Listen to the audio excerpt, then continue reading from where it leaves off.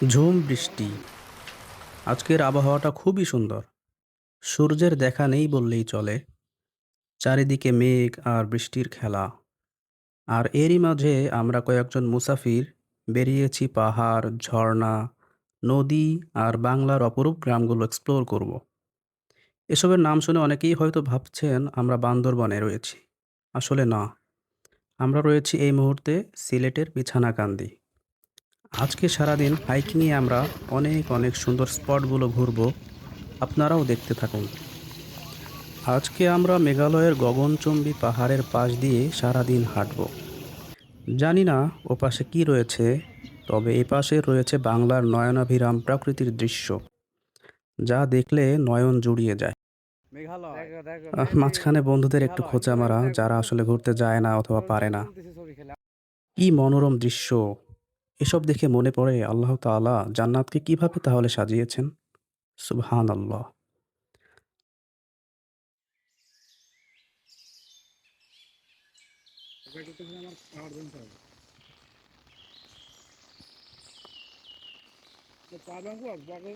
হাঁটতে হাঁটতে পৌঁছে গেলাম বিছানাকান্দি। মেঘালয়ের ঢল বেয়ে নেমে আসা এই স্বচ্ছ আর ঠান্ডা পানিতে যেন এতক্ষণের সমস্ত ক্লান্তি ভুলিয়ে দিল।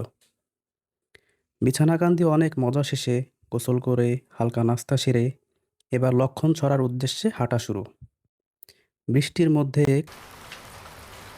বাংলার অপরূপ সৌন্দর্য দেখতে দেখতে হেঁটেই যাচ্ছি। বৃষ্টি এসে যখন গায়ে লাগছে তখন এক অন্যরকম অনুভূতি কাজ করছে, যা ভাষায় প্রকাশ করা যায় না।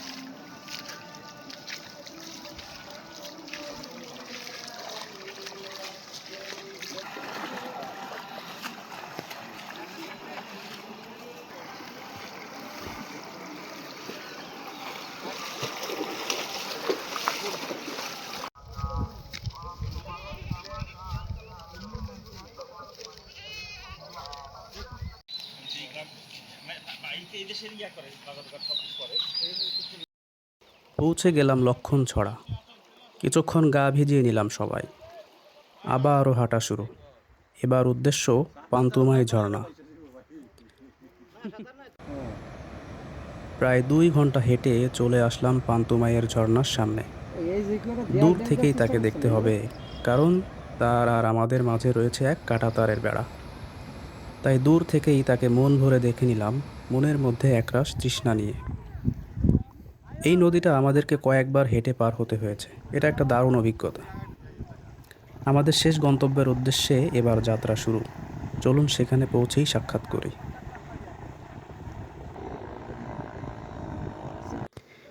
এসেছি মায়াবী ঝর্ণার সামনে। এর আরেক নাম সংগ্রামপুঞ্জি ঝর্ণা। এখন বাসে উঠে যার যার বাড়ি ফেরার পালা, সেই ব্যস্তময় জীবনে। দেখা হবে আরেকটা ভিডিওতে ইনশাআল্লাহ।